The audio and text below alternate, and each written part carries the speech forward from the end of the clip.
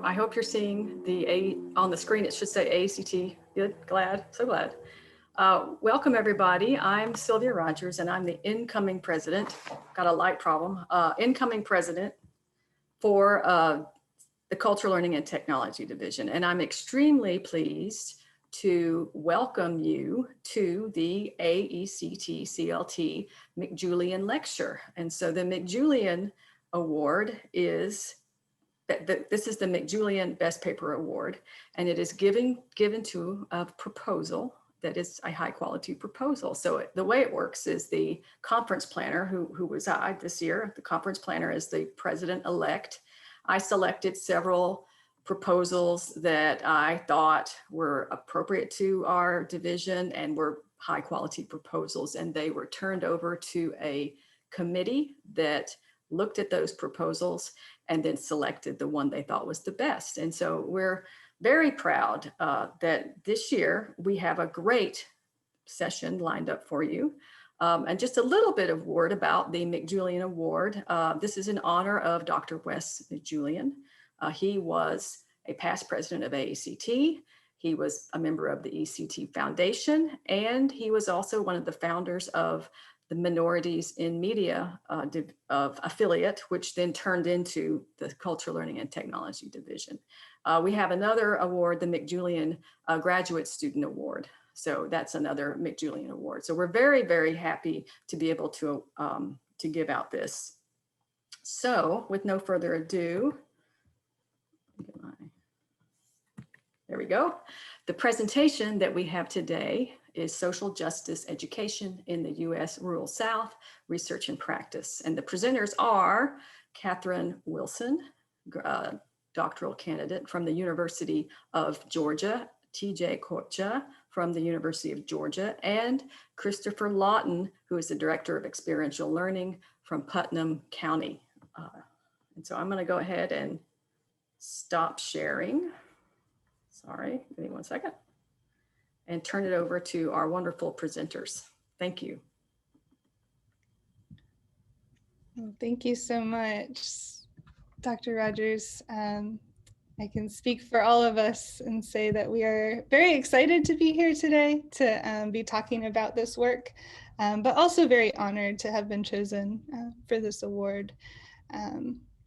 So one thing I just wanted to say, I was a little bit concerned when I saw that we would be presenting on election day. But as a former community organizer, I think that where our power really lies is in our individual connections and in the bonds that we build in communities. And so any way that we can support and make those connections is where we can really make change.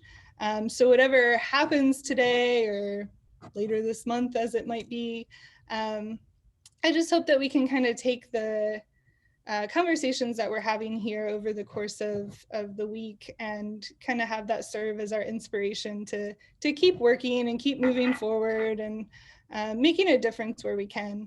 And so let's get started here. So we're going to talk about a research practice partnership that is very much in line with that idea of making differences where we can. So this is a partnership between the University of Georgia and a public school system right to our south, the Putnam County Charter School System. This partnership has grown over the course of many years, and it includes myself as a research assistant in the College of Education, Dr. Kopsha as the faculty member in the College of Education, as well as the Wilson Center for the Humanities and Arts with Dr. Allen. And then Dr. Lawton, who is also here to present today with the Putnam County Charter Schools. You can see on this slide some of the racial and economic demographics of Putnam County. And that made me look up today some of the demographics for UGA. And so in 2019, all of UGA's students were nearly 67% white, 8% Black, and 6% Latinx. And so thinking about these statistics just kind of gives you an idea of the way that UGA might be seen in a community or in communities like Putnam. And it's something that as researchers who very much represent this majority demographic, is something that we attend to in our work and something that will continue to be discussed throughout this presentation. I'm going to turn it over now to Dr. Lawton to talk more about the specifics of Putnam County. Thank you, Katie. Thanks so much for having me. This is my first time, obviously, at AECT. I am an academic historian by training, and so this is not my normal community, but I'm thrilled to be here, and I've enjoyed it so far. So thank you very much. As Katie was saying, Putnam is located to the south of Athens, Georgia. Athens is where UGA is located, and Putnam is about 45 to 50 minutes to our south. It is located almost dead center of the state of Georgia, and it is in many ways, which we'll get to in a moment, but it is in many ways just like rural communities across the state of Georgia, rural communities across the deep south, and in the ways that those places share commonalities with rural communities across the United States. It is like many of them, if not most of them. But Putnam has also one unique characteristic, which is actually what started my work there years ago. And that unique characteristic is that it is perhaps, to my mind, the single most consequential literary landscape in the United States, and what has funded, or rather what has led to multiple grants from the National Endowment for the Humanities, is our argument that it is not only the most consequential literary landscape in the United States, but it is also completely unknown as such. And so that's sort of where our work in Putnam began years ago. But the reason I say it's such a consequential cultural literary landscape is that whereas there are other communities across the United States that have given birth to famous authors, Putnam is alone in having birthed two of them. So Putnam was the birthplace and childhood home of Joel Chandler Harris, who grew up in Putnam County prior to the Civil War, and lived as a teenage apprentice. He was born to a poor washerwoman mother, and as a teenager got a job as an apprentice at a local plantation, or on a local plantation, and Harris lived on that plantation during the Civil War, and that was really his exposure to enslaved folks in Putnam County. And the stories he learned from those enslaved folks that he met in those years and years and years living on that plantation, the stories he learned from them, as well as their life stories, he then set down on paper as his Uncle Remus tales, which first came out in the early 1880s. And so by the end of the 19th century, Harris was one of the most famous authors on the planet Earth. And along with Mark Twain, certainly one of the most famous American writers of his century. And so Putnam for a long time has been known as the home of Harris's Uncle Remus and Brer Rabbit and the characters around that. And that brings us then to the second sort of famous literary figure, as famous in her own right as Harris was during his lifetime, and that's Alice Walker, who was born in Putnam County nearly a century, or just about a century after Harris was, grew up in exactly the same place, is descended from the same people that actually Harris would have known and written about in his Uncle Remus stories. The distance between Walker's childhood home and the plantation where Harris was a century earlier is a walkable distance. And Alice Walker then grew up writing about how, or rather grew up in Putnam through segregation and the push for civil rights. And as a young writer in the 1970s, and especially by the time she kind of hit her stride in the 1980s, was writing about how she had spent a lifetime in segregated Putnam County, feeling humiliated by Harris's account of the place and the kind of flattening out caricatures that he created of enslaved people in Putnam County. And so her work has always been an attempt to push past that, to begin to reinflate those flattened out characters and to give them lives, and to take the people she grew up around and make their stories part of what counts as the sort of the canon of literature, where they've long been ignored prior to that. But what's really interesting about Walker is that she felt, whereas Harris used Putnam as the kind of launching place for talking about enslavement and those caricatures, Walker felt, because she grew up in a segregated Putnam County, that she had to leave in order to be able to say something about it. And we've been driven in our work by something that Walker wrote decades later, in the 1990s, explaining why she is still drawn to Putnam, but has for decades stayed away until recently. She wrote, and I'm reading from the slide you're seeing here, that as a child, I assumed I would always have the Middle Georgia landscape to live in, as Brer Rabbit, a native also, and a relative, had his briar patch, but it was not to be. The pain of racist oppression and its consequence, economic impoverishment, drove me to the four corners of the earth in search of justice and peace and work that affirm my whole being. So I want to stick with that idea, this idea that Walker had to leave because of racist oppression, because of economic impoverishment, and to go somewhere else to be able to give voice to those issues and do work that affirmed her entire being. And so Katie, if we could switch to the next slide.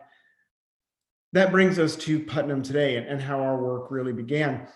And I want to say that for kids growing up in Putnam, just like Walker growing up in Putnam in the 1940s and 50s and 60s, saw Harris as this kind of marble figure, right? This just historic non-human figure talking about this flattened out time in the past. Kids growing up there now see that about Harris and also about Walker, because she left, because she became rich and famous. But they live in a Putnam County that I think probably, if we were going to look at any one visual that really described where the issue lies, on the top you're seeing a map, an 1861 map of highest counties with highest cotton production and also highest percentage of enslaved folks across the Deep South. So Putnam is the, I don't know how to, it is the black dot in the middle of the state of Georgia.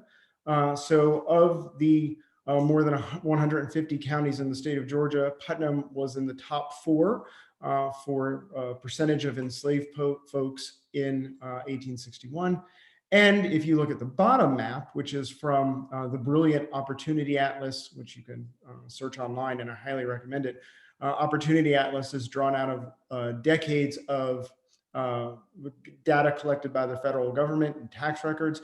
Opportunity Atlas shows counties where generational poverty is the worst in the United States. And so under that green square that we've put over Putnam, Putnam is still the black dot at the center of the state of Georgia. More than 79% of its youth are growing up in poverty and economically dire conditions. And that's where we then dug into all of this, which is, okay, so Putnam has this unique thing in these 2 famous authors, but they're really flattened out and they are really marble figures who have nothing to do with where Putnam students are today. And our goal then was to try and build a system that asked those students to think about not what Walker had to say, or not even what Harris had to say, but to use their models as a way of saying, we're interested in what students have to say. That students live in a county where they deal with the same economic conditions, the same racial history that Walker was writing about. And they also live in a community that is filled with people who grew up there during the same time as Walker and have other stories to tell. And so we wondered how we could bridge that gap and connect kids in a K-12 public school system out of the 4 walls of their schools and into the community as a way of trying to build a different educational system for them, and also sort of maybe act as a corrective within the community by giving the community an opportunity to begin to voice things that have been left out of the dominant narratives of their past, especially going back to Harris.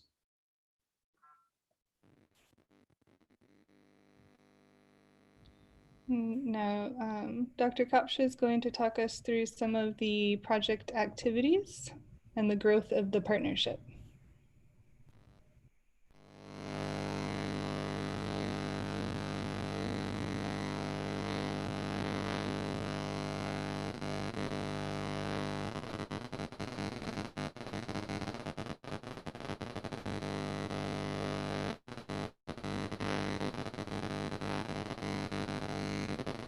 We're getting some feedback from your microphone, if you can adjust that. I'm coming. There we go. There we go. Am I here now? Perfect. Yes. Ah, good. Okay. Whew. All right. Thank you, everyone. Sorry about that. Thank God I had a second set of headphones laying right here. Yeah, and so that was a great introduction. While Christopher was talking, I was thinking, like, I know this isn't a history conference, and so there may be some in the audience thinking, like, okay, that was interesting, but what does that have to do with learning, design, and technology? And so as I present and we present, one thing I want you to hold on to is that when it comes to doing any kind of work under the context or guise of social justice or equity and things like that, there is always a relationship with the larger context that we ought to be aware of and open to the fact that we may not be part of and may never be part of 100%. And so that's why we did want to spend a little bit of time, and I think Christopher did a great job setting this up, but connecting back to that and keeping that in the back of our heads, that context for Putnam is really important. So what we did was, in this research practice partnership, really, it just grew from small to larger, where, and I'll just hit the high points. For the first 3 years of the project, it really focused on Christopher working with a small group of teachers, integrating the work of an academic historian into what they were doing, still with the same project goal, but in the context of history and social studies where it really fits. Like solidly fits. And all that was happening, garnering interest from people who might not have been involved with teaching history or in that subject area, to the point where we were able to expand in years 4 and 5. We've now got 25 teachers all participating in this project, where part of my role, Katie's role, was to offer professional development support in developing units and working with artifacts that would really help achieve the goal while fitting within the more traditional constraints of, are we meeting subject area standards and things like that. And so we developed these CBL for us as community-based learning units. So you can go ahead, Katie. So we just wanted to show you, like, this was year 4, and we had a small group of 10-ish teachers, and we had them all try to do something in the spring. And then in the following year, it was like, bring a friend. And so each of them brought someone that they could help bring into the fold and that they could help guide it from their own schooling context. And you can see how, it's filling up. The goal isn't necessarily to make this the dominant form of curriculum, but to pepper it in throughout all the grade levels and across the year, fall and spring, so that there is constant attention to this, in an authentic way, but not necessarily in a forced way. So I wanted to show you some of the things that students had done, because there is quite a wide variety here. And so that is Christopher Lawton standing in front of a house there. It's a great photo. It came from our College of Education. They were down there for this day. That house happens to be belong to a family whose last name is Myrick. And this is a good example of like the thinking that goes into how the context connects with what we do. That name Myrick can then be traced back to an appendix in the Uncle Remus Tales about a Christmas play song, the Myrick Place, 1858. And those students can then go to the public courthouse and look at records of what was happening in Myrick's life, at least from the point of view of an economic standpoint, to find out more about the life of this David Myrick in the community. If you go to the next slide, second graders have gone out into the community, the graveyards, looked at the gravestones and done a genealogy unit. Go ahead to the next one. And here's another good example of that community tie. One of our NEH projects involved taking these photos of the community from the 1941. They were taken as part of a government report. And so we went to what used to be the segregated school that is no longer functioning. But we invited community members to come and look at these photos and help us uncover clues about who could be in these photos, who they might be, and who might still be in the community that would know the people or the events that were happening in these photos. And we had students there helping, collecting oral histories and things like that. And so, this work has grown and developed through our partnership, not just the three of us, but with the teachers, with the community members, with the students, seeing what they come up with as much as the ideas that we have. Very collaborative, making it really fall in that line of design-based research and what Bill Penwell would call design-based implementation research, where we're all kind of co-designers.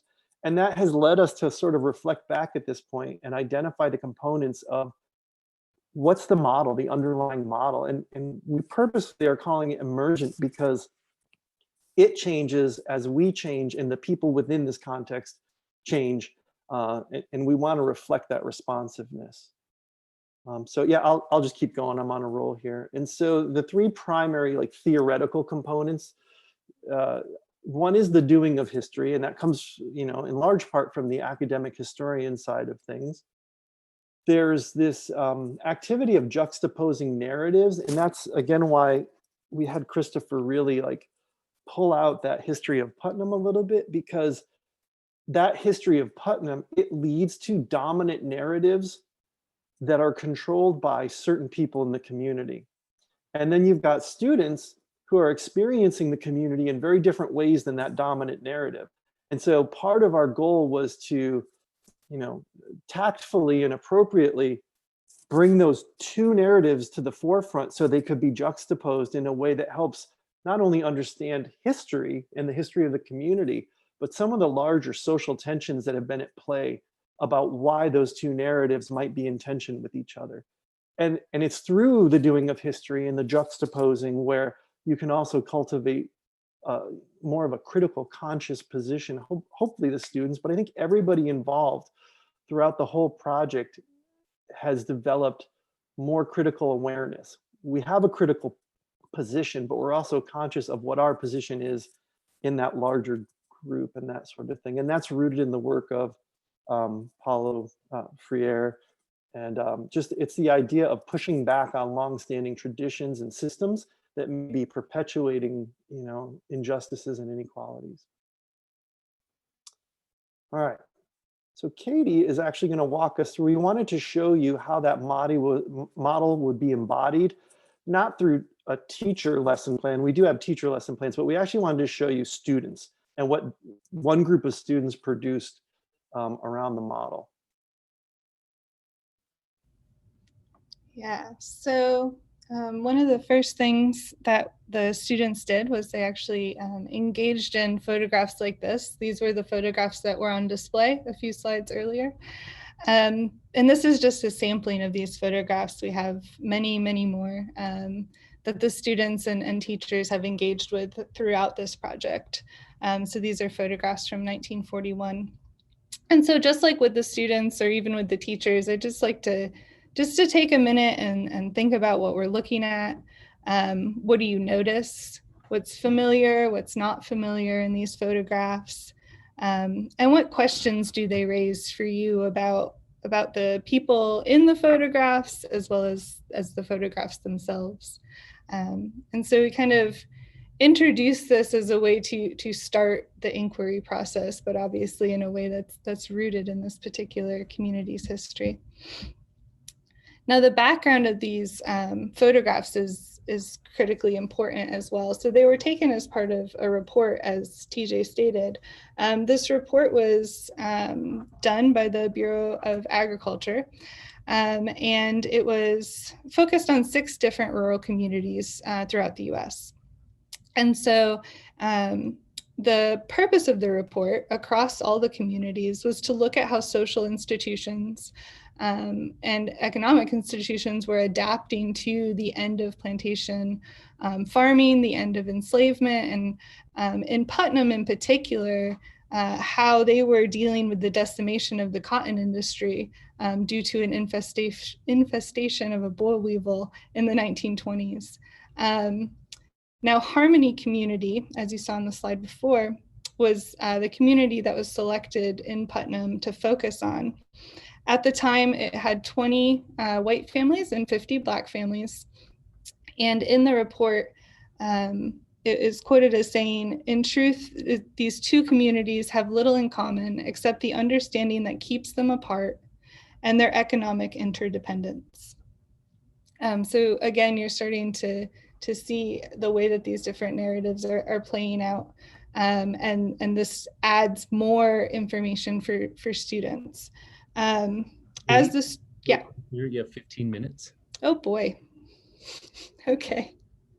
Well, as the students went through these photographs, in this particular history class, we were collecting all sorts of data. So we wanted to include the student work, but then also for us to understand the context of the lesson and how things were actually happening on the ground, we needed audio recordings, we needed photographs and things like that.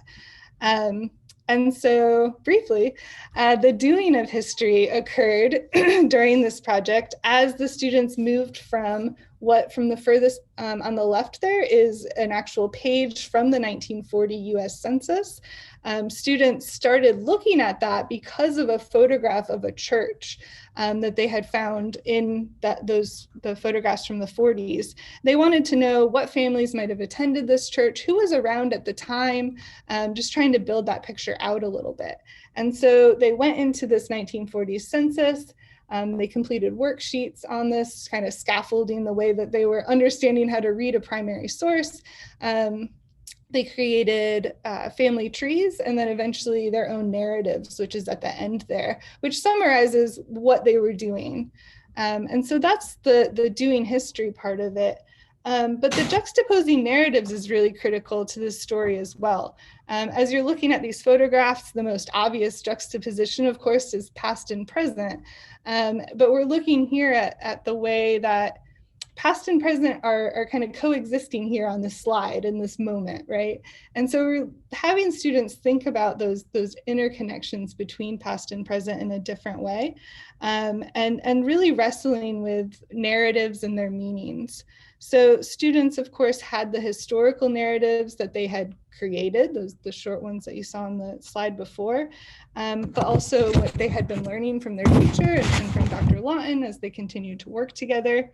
They also had, overarching dominant meta narratives about rural communities and race and class and everything presented to them in textbooks, but as well as just their own lived experiences.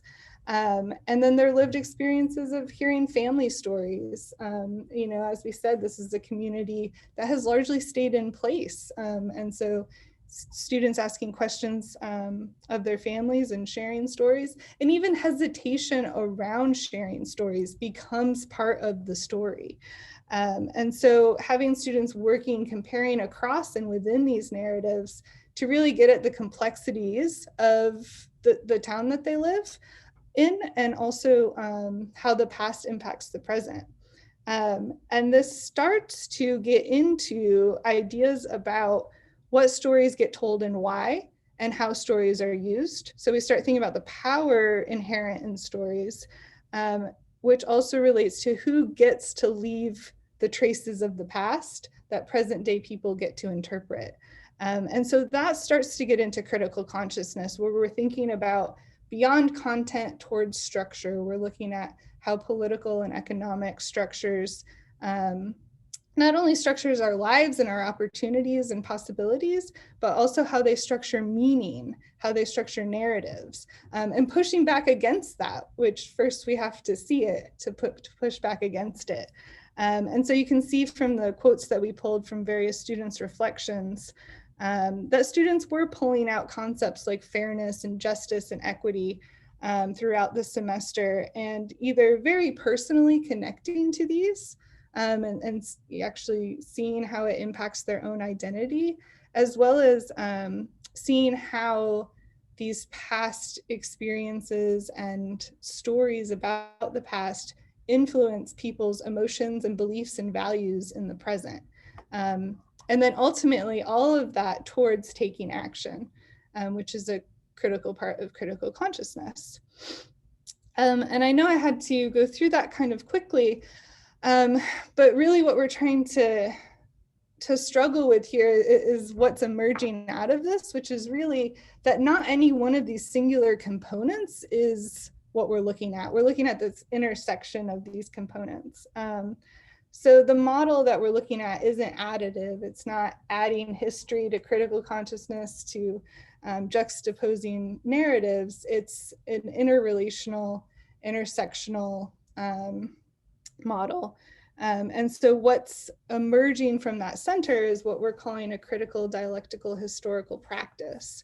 And like TJ said earlier, this practice isn't just for students. This isn't only like a learning outcome or something. It is a way of thinking and a way of being in the world that the researchers are embodying, that we are engaging students to embody, and that teachers are embodying as well as our community partners. So this is, I know this is a lot, but it's emergent, and it's through this ongoing practice that's been occurring over years that we've been able to pull these components out. And before we get too far abstract, bringing it back to the context, we're just gonna sit with this for a minute. I'm gonna let Christopher and TJ talk more. But first, just what we're looking at here. This is the Putnam County Courthouse.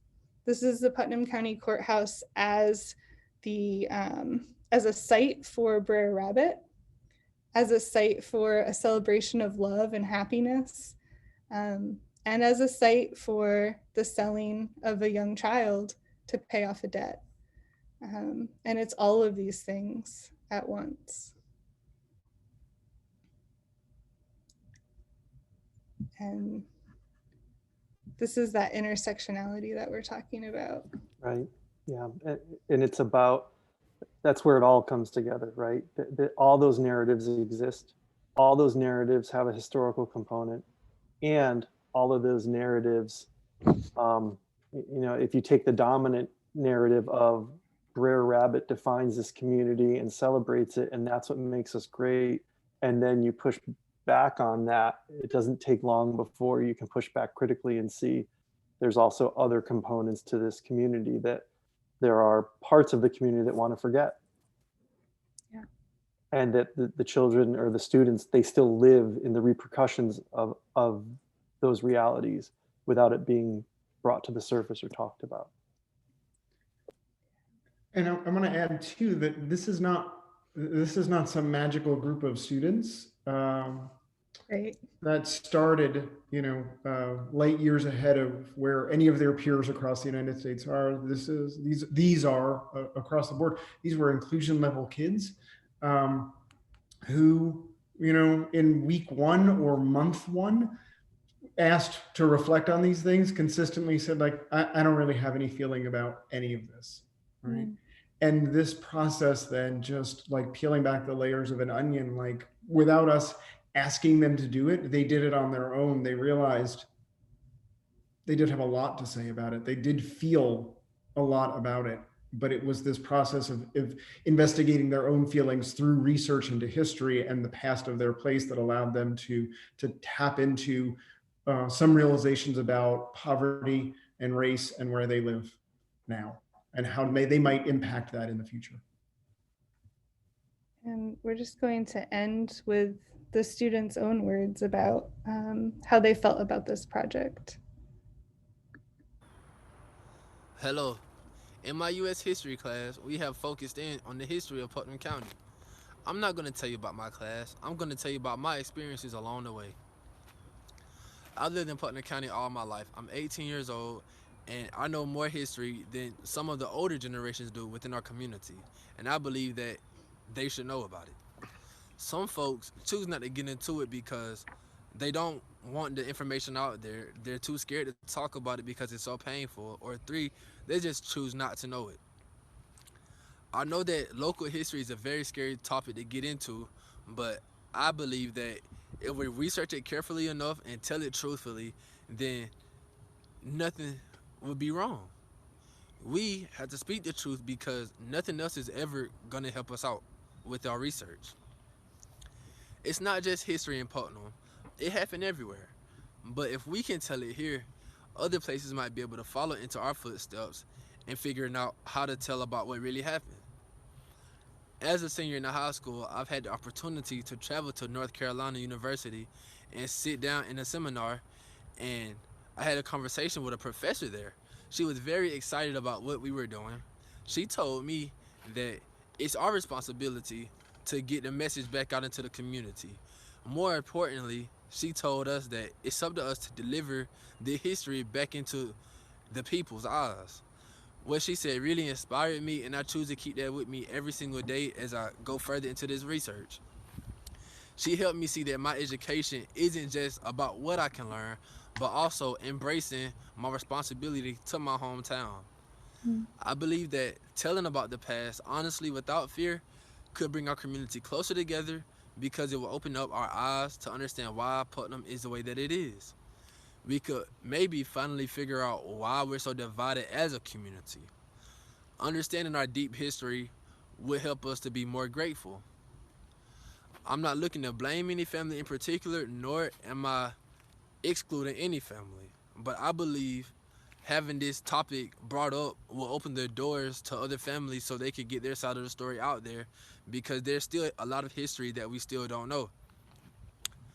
If that happens, then maybe some other people will start to think, hey, if they're so interested in the history, maybe I could share my knowledge of the history. I could get the history out there that I know.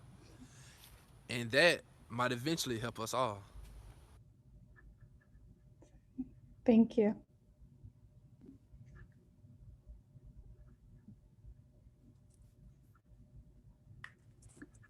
Questions, comments, please. Thank you very much. Wonderful presentation.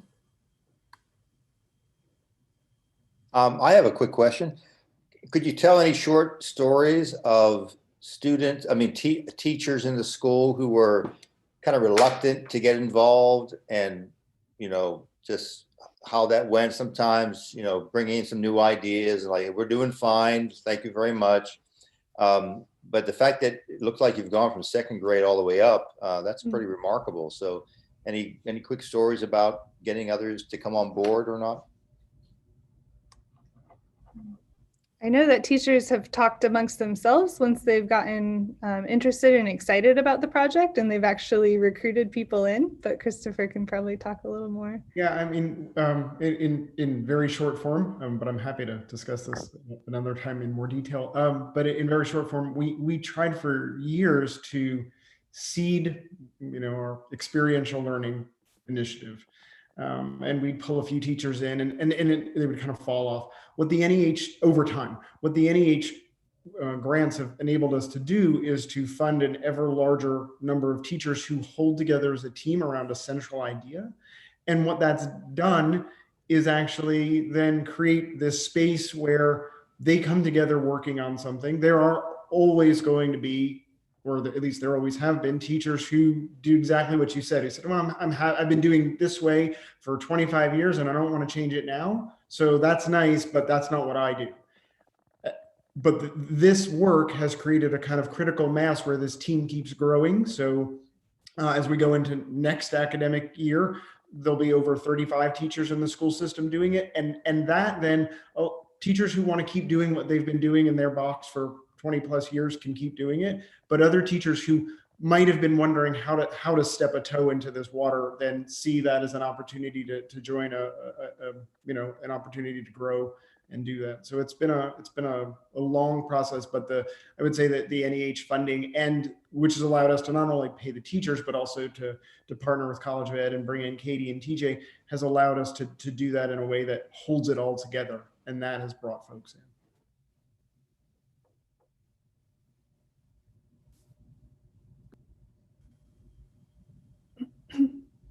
in. And Kay asked an interesting question about what language are students using when they're writing about this. And I think that part of that, it's about what the teacher is trying to achieve. So in some cases, the teacher is trying to push them towards more formal language and using the students' interest in this as a way of doing that. And in other cases, the teacher's trying to get them to be more critically conscious. So there's a set of posters that were created that had the theme, I'm me, not them. And in that case, it was, celebrated to use their own language and tell their story the way that they wanted to.